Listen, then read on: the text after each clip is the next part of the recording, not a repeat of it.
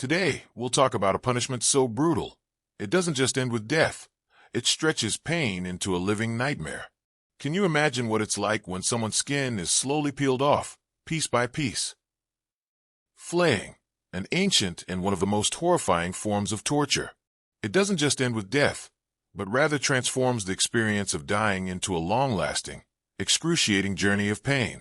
For hours, or even days, the victim would endure the agonizing process of having their skin peeled away, while they remained fully conscious. Every cut, every tear of the skin felt as if their very body was being ripped apart, exposing muscles, nerves, and bone. Imagine feeling your skin being torn from your own body, piece by piece. This wasn't a quick death, it was a prolonged nightmare designed to make every moment feel like eternity.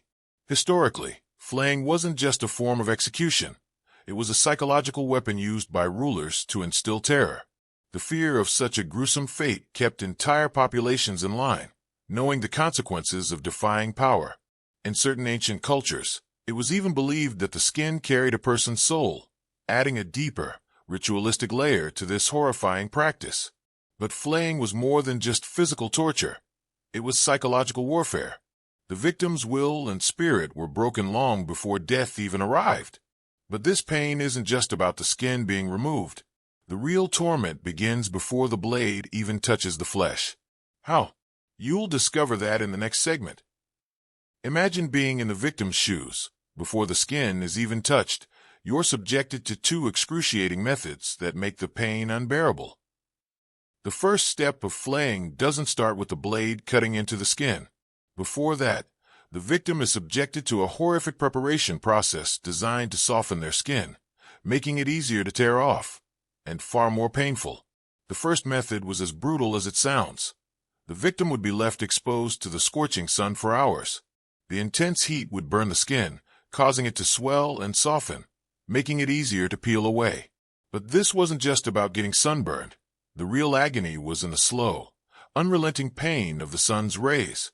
The skin would start to blister, and the victim would be helpless, writhing in agony, unable to escape the burning heat. If that wasn't enough, the second method was even more horrifying.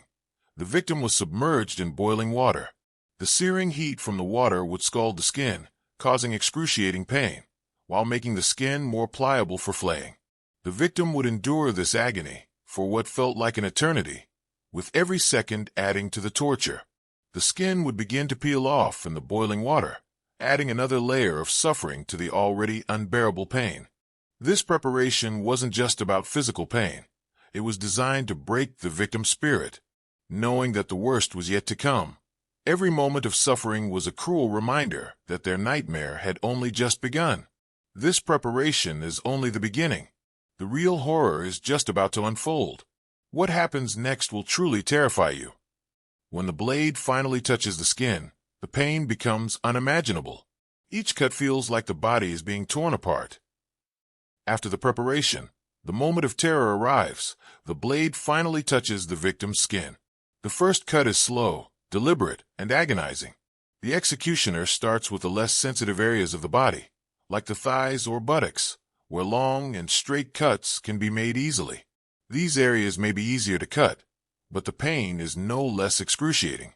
Every slice of the blade cuts through the skin, exposing muscles and nerves, sending waves of searing pain through the victim's body.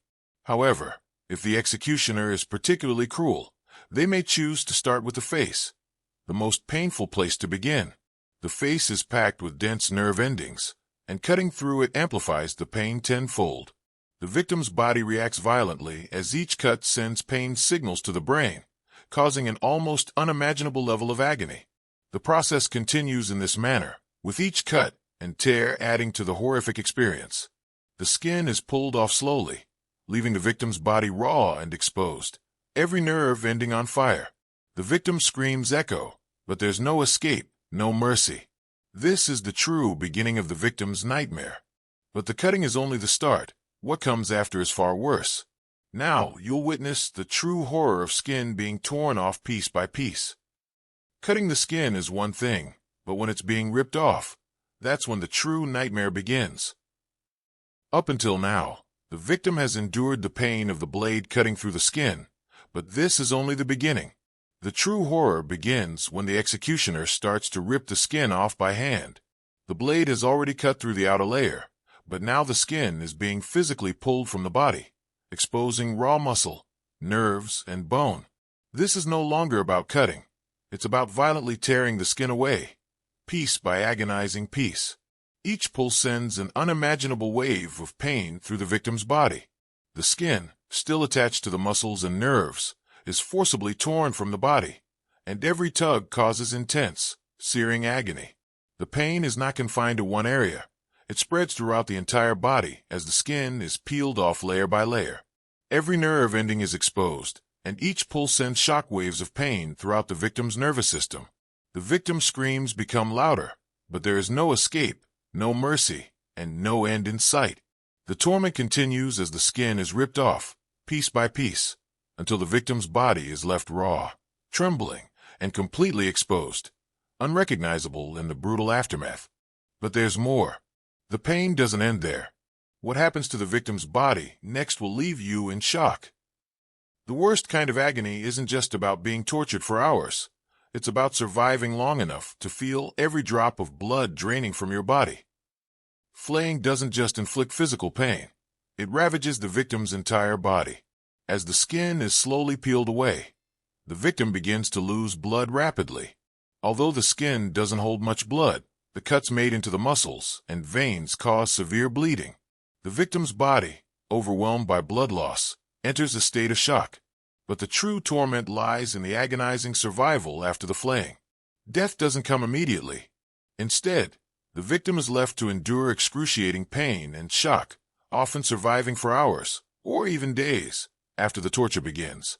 As time passes, their body becomes weaker, and their mind slips into confusion, struggling to stay conscious as blood continues to pour out. Breathing becomes labored, and the victim's mind grows delirious, with disorientation.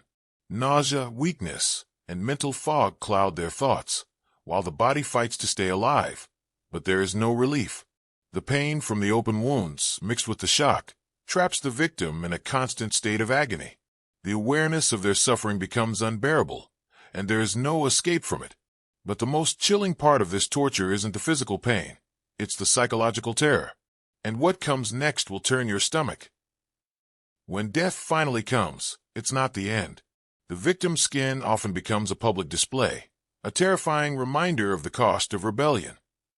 Even after death, the victim's suffering wasn't over. The flayed skin, once part of a living, breathing person, became a tool of terror and control.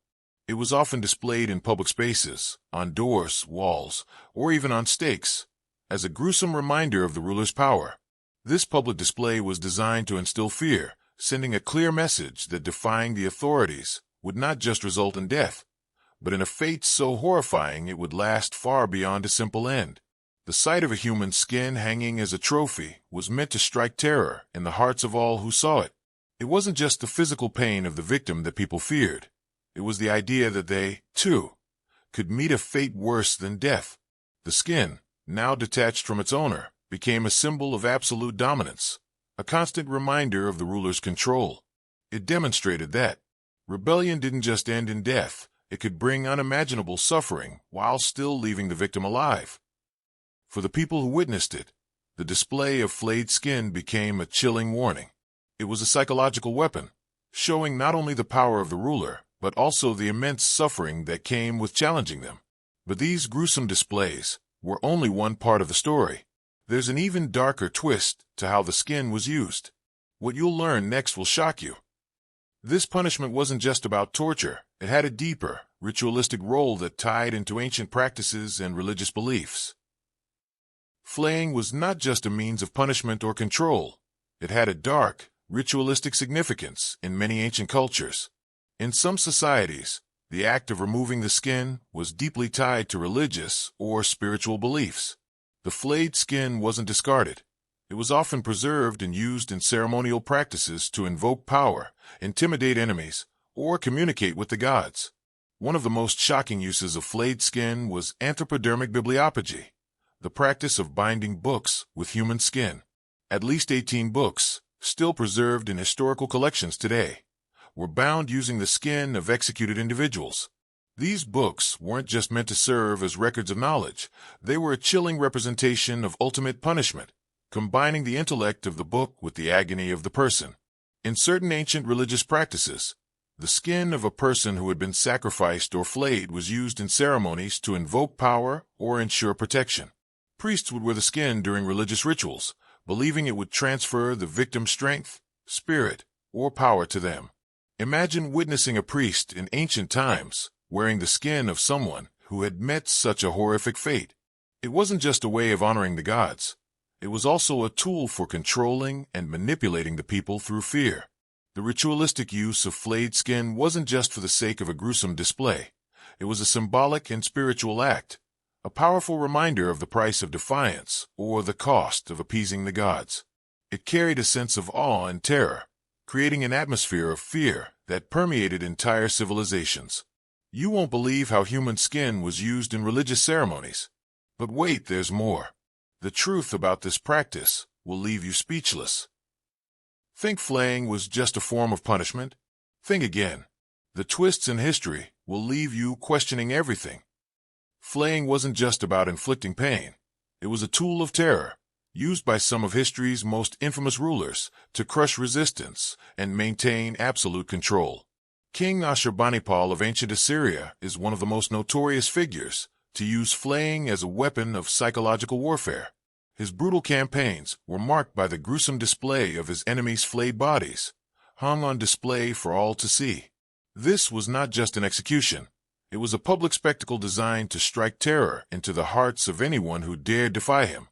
Emperor Taisu of the Ming dynasty also utilized flaying as a political tool. Thousands of his enemies were subjected to this horrifying fate, and their skin was often nailed to walls or displayed in public squares. The message was clear. Defy the emperor, and your body would not only be destroyed, it would be displayed for all to see, as a warning of the unbearable consequences of rebellion.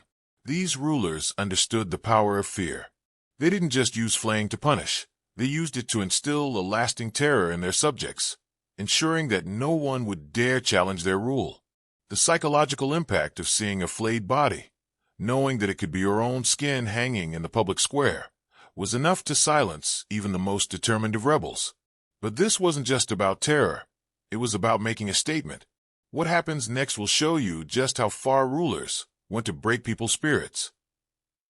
Flaying wasn't just about physical pain. It was psychological warfare. It crushed the will and spirit of those who endured it. Flaying was not just a physical torment. It was a deep psychological attack on the victim's body, mind, and soul. The agony of watching your own skin being peeled off, knowing you are powerless to stop it, shattered the spirit. It wasn't just about the body being slowly ripped apart. It was about the destruction of hope, dignity, and identity. Victims didn't only suffer physical pain. They endured an emotional and mental breakdown, trapped in a constant state of terror. This torture didn't just affect the victim. It had a ripple effect on society. The very knowledge that flaying could be the fate of anyone who challenged authority created a constant atmosphere of fear. People lived in terror, knowing that resistance would not only lead to death, but to a fate far worse than death. It was a form of psychological domination, where the fear of flaying kept the entire population submissive, ensuring compliance through fear. Even today, the legacy of flaying continues to haunt us.